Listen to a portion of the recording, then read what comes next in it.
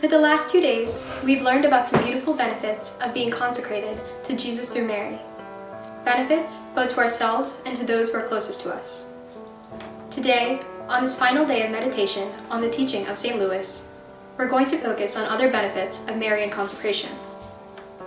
Specifically, we're going to learn about how Marian consecration is a quick, easy, and secure way to holiness.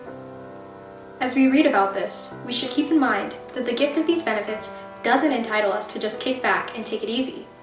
This would be the self-love that St. Louis rebuked during yesterday's reading.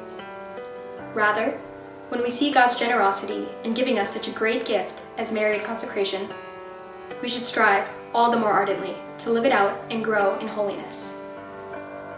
Let's start with the quick and easy part.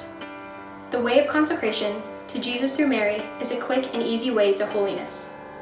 And what is holiness? Dying to self. And this definitely is not easy. Still, Marian consecration is a relatively quick and easy way along a path that by its very nature isn't easy and often takes a long time. St. Louis introduces this way as follows. As there are secrets of nature by which natural operations are performed more easily, in a short time and at little cost, so also are there secrets in the order of grace by which supernatural operations, such as ridding ourselves of self, filling ourselves with God, and becoming perfect, are performed more easily. So how do we follow this quick and easy way? By giving ourselves to Jesus through Mary. Mary leads us to Jesus and makes the road to holiness quick and easy, even though she doesn't take away our crosses. In fact, those who are particularly beloved by Mary often have more crosses than others, but Mary makes the crosses sweet and light. It is quite true that the most faithful servants of the Blessed Virgin, being also her greatest favorites, receive from her the greatest graces and favors of heaven, which are crosses. But I maintain that it is also the servants of Mary who carry these crosses with more ease, more merit, and more glory.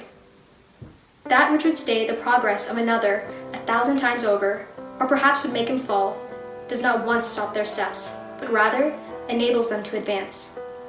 Because that good mother, all full of grace and of the unction of the Holy Spirit, prepares her servants' crosses with so much maternal sweetness and pure love as to make them gladly acceptable, no matter how bitter they may be in themselves.